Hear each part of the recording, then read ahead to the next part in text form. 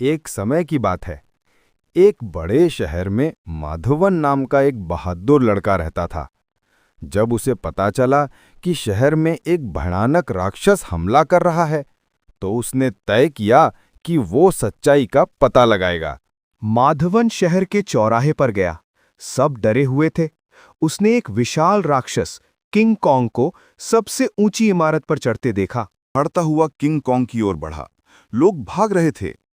माधवन ने लड़ाई रोकने और शहर को बचाने की एक तरकीब सोची। गॉडजिला दहाड़ा और किंग कॉन्ग की ओर बढ़ा। जमीन जोर से हिली, शीशे टूट गए और कारें पलट गईं। लोग चीखते हुए अफरा तफरी से बचने के लिए इधर उधर भागे। लेकिन एक इमारत की छत पर खड़ा माधवन हिला तक नहीं।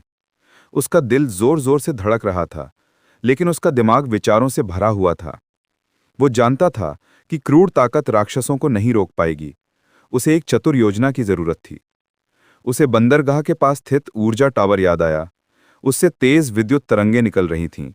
अगर मैं उस शक्ति को दूसरी दिशा में मोड़ सकूं, उसने सोचा, तो शायद मैं उनका ध्यान भटका दूंगा।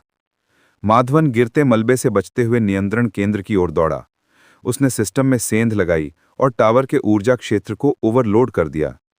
एक चमकदार नीली रोशनी आसमान में चमकी। गॉडजिला रुक गया और उलझन में दहाड़ते हुए मुड़ा। किंग कॉन्ग भी रुक गया। उसका गुस्सा एक पल के लिए ठंडा पड़ गया। माधवन ने माइक्रोफोन में चिल्लाकर कहा, लड़ना बंद करो, तुम दोनों रक्षक हो, दुश्मन नहीं। पहली बार राक्षस हिचकिचाए। शहर ने अपनी सांस रोक ली। धीरे धीरे किंग कॉन्ग और गॉडजिला शांत हुए। उन्होंने माधवन की बात सुनी।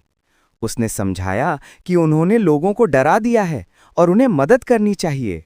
उनकी भारी सांसें खामोश शहर में गूंज रही थी। धुआं हवा में उड़ रहा था और राक्षस माधवन की ओर देखते हुए अपना सिर नीचे कर रहे थे। माधवन की आवाज स्थिर लेकिन भावुक थी।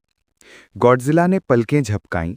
उसकी नीली रीढ़ धीरे से धुंधली पड़ रही थी। किंग कॉन्ग ने एक बार अपनी छाती थपथपाई, गुस्से में नहीं बल्कि सहमति में। दूर से देख रही भीड़ जयकार करने लगी। बच्चों ने माधवन की ओर इशारा किया, वह लड़का जिसने राक्षसों को रोका था।